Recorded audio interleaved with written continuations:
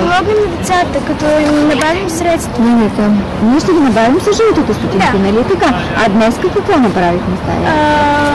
Отидахме и се представихме, за да ги забавляваме. Точно така, искаме да ги забавляваме, да им пожелаем весел Великден и какво да направят? Бързо да излезе по Бързо да излезе с паницата, да оздравява. Добре. Ти защо участва в тази инициатива? За да можем да помогнем на децата по-бързо да се чувстват добре в болницата и за да могат по-бързо да излезнат. Добре, и може би повече хора да научат за тази акция. Да, и да помогнем да съберем оборудване за парички за оборудване. Да, добре. Смяташ ли, че ако има друга такава акция, ще участваш ли в нея? Да, ще участвам. Каква акция предлагаш ти, например, да се направи? Не знам, да помогнем на децата и от домовете за сираци. Добре, хубаво. След като беше тази инициатива, след като се проведе? Добре, защото помогнахме на много деца. Как разбра, че ни помагаме? Какво направиха те, докато изказвахме представлението? Докато ти се усмихваше, те какво правиха?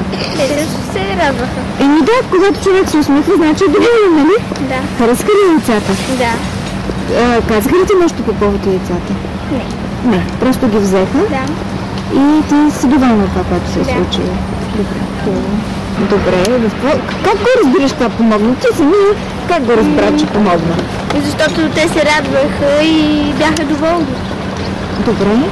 И когато разглеждате на отделението, какво почувствате? Как ще се чувстват по-добре тия деца? Ако всичко е бяло и сиво или ако им разнообразни обстановка? Ако всичко е цветно... И по какъв начин ще им помогнем, ако всичко е цветно? И как ще се чувстват? Ще се чувстват все едно са у дома си. У дома си и малко ще позабравят за болките. Да. Добре. А ще участваш ли в акцията жълта? Да. Как? Ти ще събрал ли се вече? Добре. Добре. Доволен ли си от това, което направи? Доволен съм, защото децата бяха много доволни от нашето посещение. И как разбра, че са доволни? Те бяха усмихнати и весели. И какво според теб направихме днес? Нещо добро, което ще се запомни. Добре, благодаря.